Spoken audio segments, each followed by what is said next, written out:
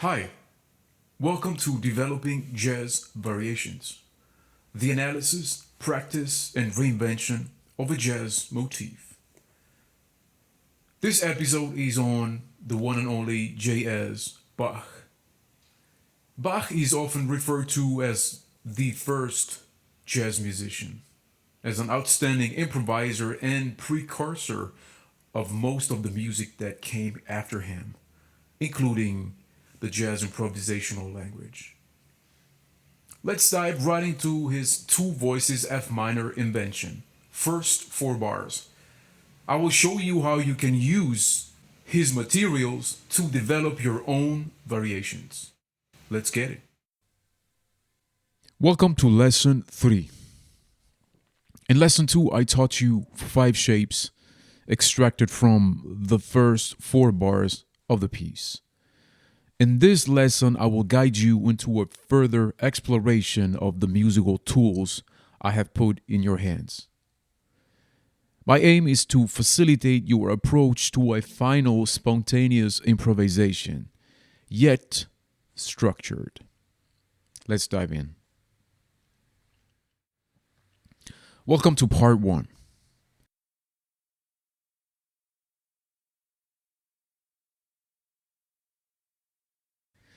In this part of the lesson, I will bring you through 4 preparatory steps before starting improvising freely.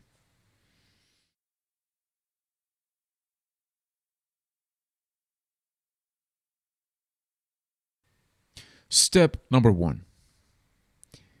Every shape has a very distinct and unique emotional color.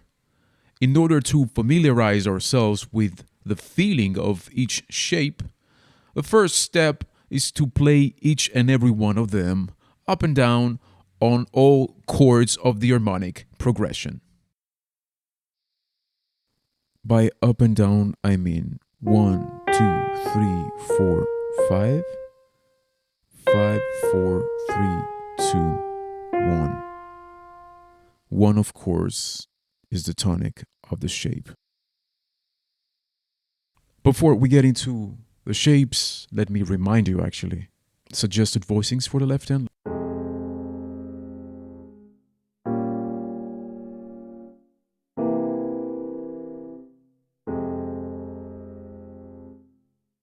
Familiarizing yourself with the emotional color of each shape. Let's go through the 5 shapes now, up and down.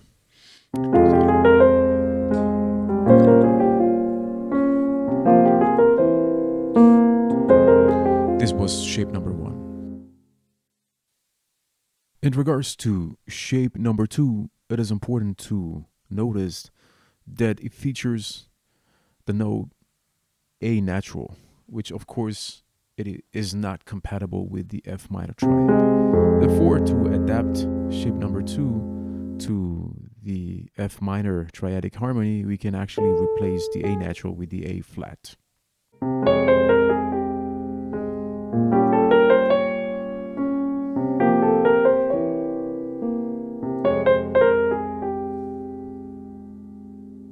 Next shape, number 3.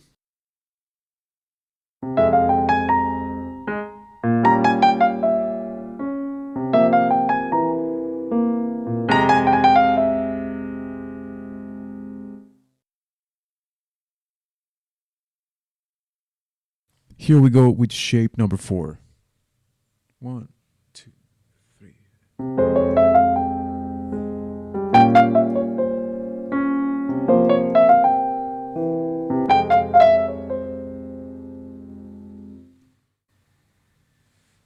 And the last shape, number 5, which is very similar to shape number 2. This is shape number 2. Shape number 5 is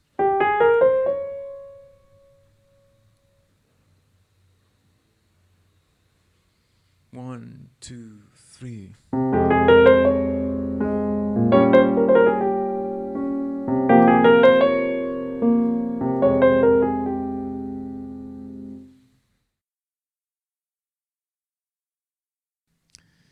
The second preparatory step is to explore variations of the melodic configuration or vest in which we can articulate each shape. Let's explore the use of interpolations. In other words, different ways to combine the pitches. Let me give you two examples of interpolation. Example number one is applied to shape number one.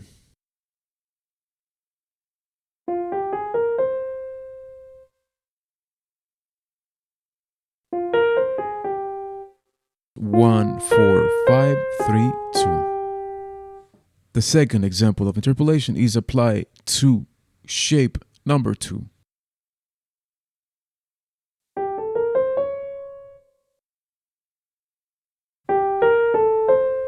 1, 3, 2, 4, 5.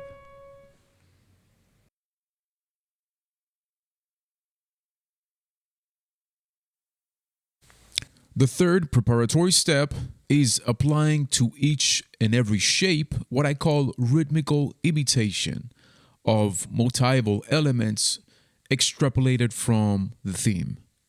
Let me show you what I'm talking about. Let's take into consideration the rhythmical motive present in bar one. 1, 2, 3. Ya-ta-ta-ta-ti-ti-da. That's the rhythmical motive. And let's apply this motive, this rhythmical motive, to one of our shapes. Let's consider, for instance, shape number one. On a melodic standpoint, we can implement the use of interpolations. And let's have a melodic interpolation which goes like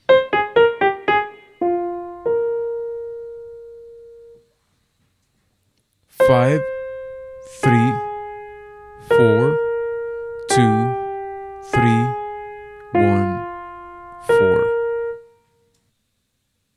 Important notice, the rhythmical motive that we are applying to this shape forces us to repeat two notes, the A flat and the B flat. And this brings me back to one of the techniques of variation I explained in the previous lesson, lesson number 2, which is add one. In this case, we are actually adding two notes, two repeated notes to adapt shape number 1 to the rhythmic motive present in bar 1. Very important notice. Playing rhythmical imitation, considering the rhythmical motif in bar 1, doesn't mean to play exactly the same thing as the rhythmic motif in bar 1. It means to extrapolate rhythmical elements from it. Yata-ti-ti-ta-ti-ta. What do we have in this rhythmical motif? We have 16 notes, we have 8 notes, and a quarter note. These are the three elements that we can extrapolate from it and use applied to our shapes to invent new material. Example number 1, exploring 16th and quarter note variations applied to shape number 1 and number 5.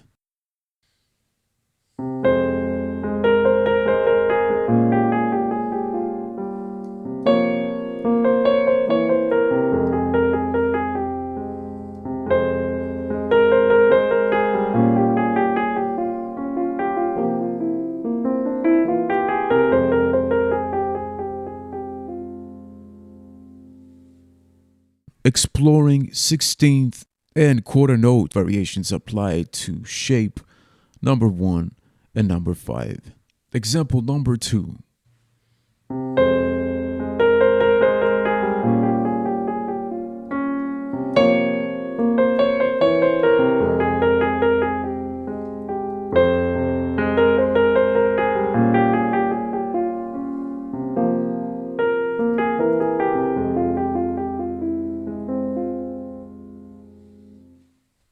exploring 16th notes variations applied to an intersection of shape number 1, number 3, transpose one octave down, and shape number 5.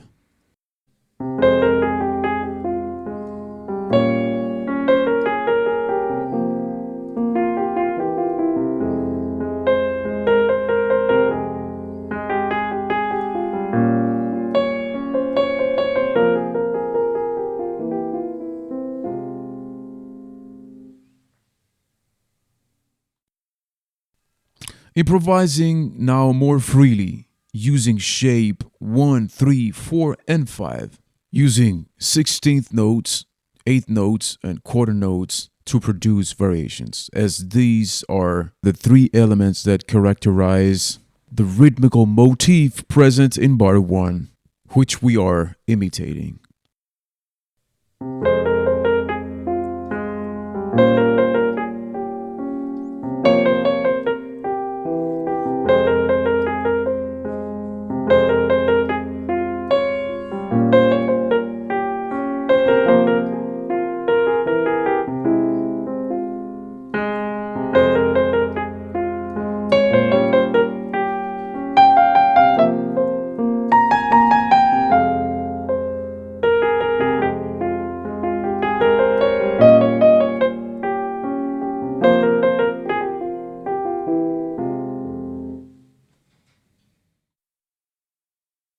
The fourth preparatory step is to explore two complementary musical ideas or motival shapes within the 4-bar row.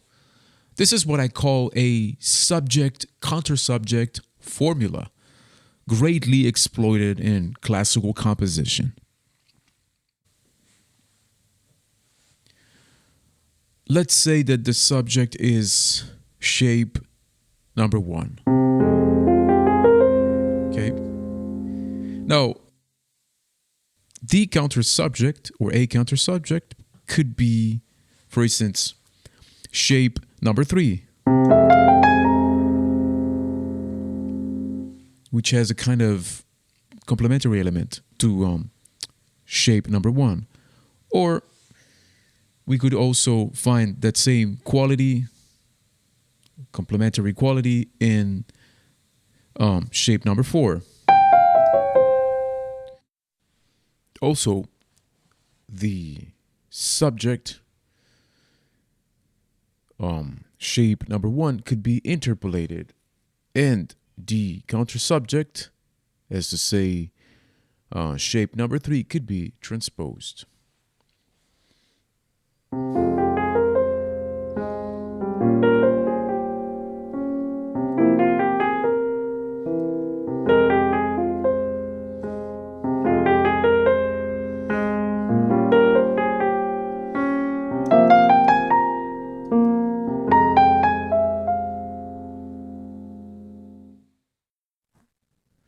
Example number 2. Shape number 1 appears as the subject, also interpolated, and shape number 3 and number 4 appear as counter subjects. Notice, shape number 3 appears transposed one octave down, while shape number 4 appears in the original register in which it appears in the theme's composition.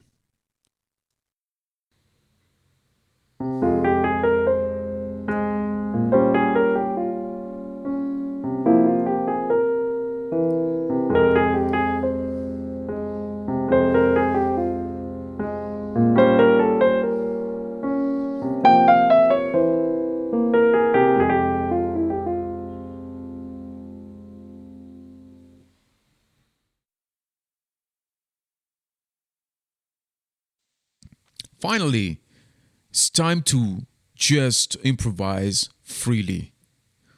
Before we do so, an important notice. Remember that with just one idea, if well articulated and developed, you can tell a full story. Also remember, shapes are just tools in your hands to tell your own story. And now I'm going to play 2 8-bars, short improvisations.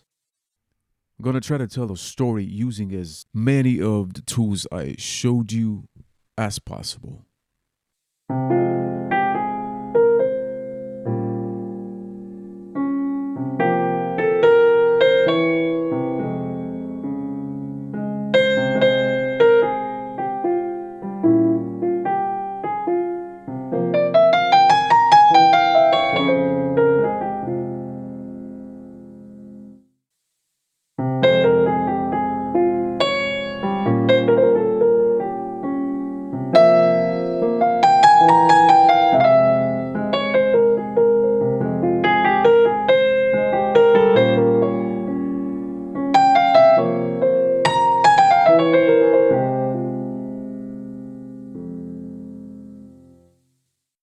I hope you enjoyed today's lesson.